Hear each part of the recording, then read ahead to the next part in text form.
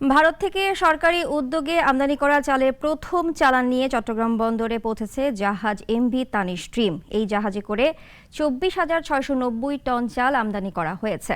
সকালে চট্টগ্রাম বন্দরের 11 নম্বর জেটিতে ভিড়েছে জাহাজটি। বিকালে শুরু হয় চাল খালাস।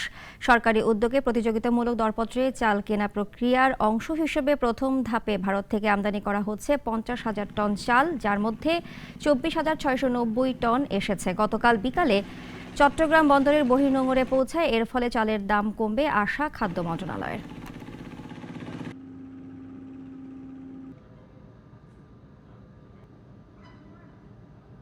প্রথম যে চালানটা সেখানে 24,690 মেট্রিক টন এসেছে।